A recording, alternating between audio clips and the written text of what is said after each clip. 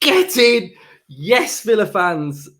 Yes, Aston Villa have beat Chelsea at Stamford Bridge for the first time since Alex McLeish did it all them years ago. I can't believe it. We are now 9th place, and yes, the season is not over. It is all to play for. Let's go, Villa fans. Let's go. Let's get on this journey. Subscribe to this channel. Let's make this fan channel absolutely massive. If you are new to the channel, subscribe. If you aren't subscribed, subscribe. Just get on this journey with us, because Aston Villa are going in one direction under Unai Emery, and that direction is up, and I'm here for it. We've been here when it's been a bit crap, but now we're here for it when it's going to be good. Such a good performance, such a good performance. I'm absolutely buzzing. I'm absolutely buzzing, because I'm buzzing for this team. I'm so happy for Unai. I'm so happy for the fans. I'm so happy for the whole fan base, and it's just absolutely fantastic to beat a team that are still a fantastic side, whether they are sitting in 11th place or where they should be. This Chelsea team that we've beat are a very, very good side. They've spent billions of pounds. I don't want to hear that this is a crap Chelsea team and this and that and all this blah, blah rubbish, right? We have gone to Stamford Bridge and we've got the 3 points, and it was absolutely quality. It was defensively solid. Emi Martinez has got another clean sheet. The defensive resilience was absolutely quality. And we are a team. We are an absolute team. Ever since I've supported Aston Villa, we've had players that have just been good players that just drag us through stuff. But we actually look like a fully functioning football team from the top down to the goalkeeper. Everything else is absolutely brilliant. We've got a manager who is an absolute genius, a genius. It's remarkable, the job that he's doing so far. It's absolutely brilliant. And what he's done for this side is absolutely fantastic. And this is a big, big result for Villa. We said in the match preview, we said in the predicted lineup that this is our moment. This is Villa's moment where we beat a big team, and the whole country, the whole fan base of the Premier League and everybody else takes note and has a look at what we've just done. Because what we've done is we've rocked up at Stamford Bridge, we've bullied them in places, and we've come away with the 3 points that has now took us into the top 10, which is absolutely fantastic. So the Premier League take note, because Aston Villa are back, and we've got that result. We've got that statement result that we said in the preview, that if we get this result, this is the watershed result in the Unai Emery era so far. And this is the catalyst now. And this gives this team belief that they can go and beat the top teams in the country. We've only lost one away game since Unai Emery came in as well. So it feels good, man. It feels really, really good. And I absolutely love it. And I'm buzzing. I'm absolutely buzzing for this. Absolutely buzzing. So let's delve into it. Let's delve into all the talking points. And we had a heart-in-mouth moment when Martinez passed the ball to Kamara in that area where we've conceded 2 goals. And I was thinking, oh, God, don't punish us. Don't punish us. So that was a shaky moment at the start of the game. Watkins had that chance as well, where McGinn played that brilliant over-the-top ball, and Watkins dragged his chance. I thought Ramsey was brilliant in that first half. Again, his progressive carries. Konsa made a last-ditch challenge as well. McGinn hit the bar in the first half.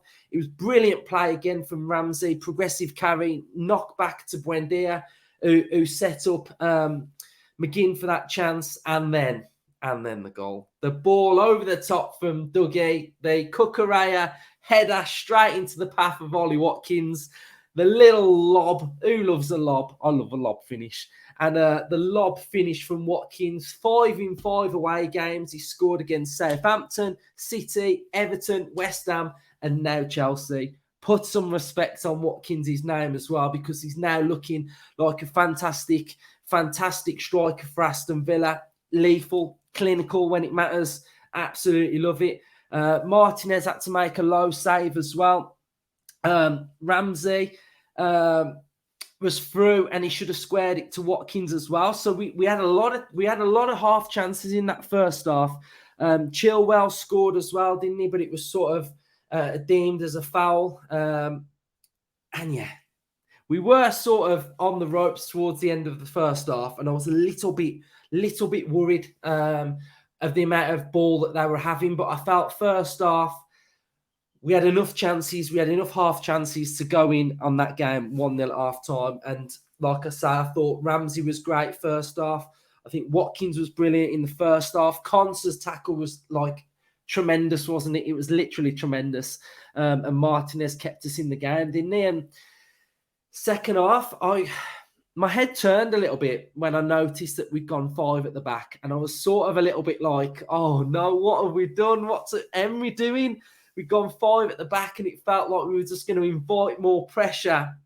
But once we settled into that back 5, we'd got McGinn, Ramsey, and Louise in front. We've got Buendia and Watkins up top. We started to settle, and we started to get that little bit of joy as well, didn't we? And then the corner to McGinn. McGinn's finish, because McGinn, if you look at that goal, McGinn is the last Villa player. So behind McGinn, there was nobody.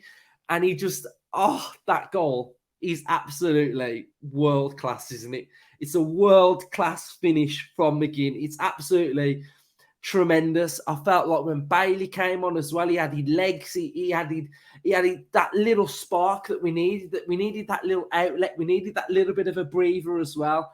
And yeah, I don't know what to say, because I've got to look at the table as well.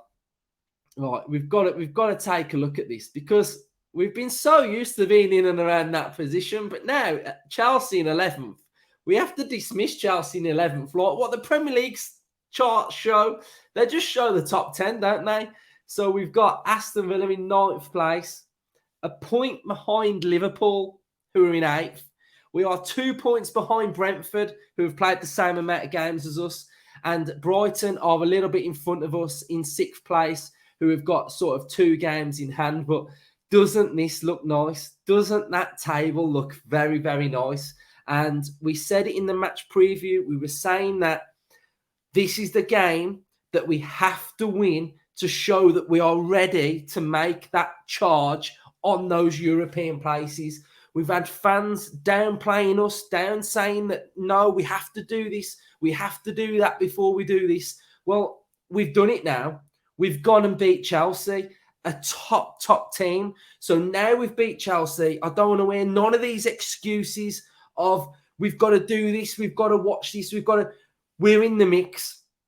We were in the conversation before this game, and now we're in the mix. And we have to believe this season isn't dead and buried for Aston Villa. It's not dead and buried. We are in this mix now for the European places. Whether it's 6th, whether it's 7th, we've got to just now go game by game, look at each game, and just go for it. Because that performance from Emery, you've got to think about the performance as well. And what we've been saying, and I've been saying this and regular viewers of the show will know what I'm saying. At times, forget how we play. It's all about getting the result. And that is what you saw in that second half from Emery. Emery's tactics, you go 1-0 up, you shut the game down, and you offer that threat. So there was always a threat. We're always a threat in that game. But we completely start to shut the game down. We start bringing on the substitutions, the Dendonkers. We still have that outlet of Leon Bailey. The Luca Deans start coming on. Chambers came on in that second half as well. There is no better manager than making progressive substitutions than Unai Emery. He controls that whole game. If anyone's listened to the Ollie Watkins interview about how he is with his hand positions and the team meetings that they go through the whole game, saying you should be doing this better. I don't want you here. I want you over here. The way in which he controls that game from that touchline and shuts that game out. Opposition teams will say it's really negative and we're doing negative things and we are going against how you should be playing the game. No, he's doing enough to win the game. He's controlling the whole game from start to finish, and it's absolutely magnifico. It is class. It's class, man. And I absolutely love it. I absolutely love how tactically he shuts games down. I just think he's brilliant. Unai Emery is transforming our football club.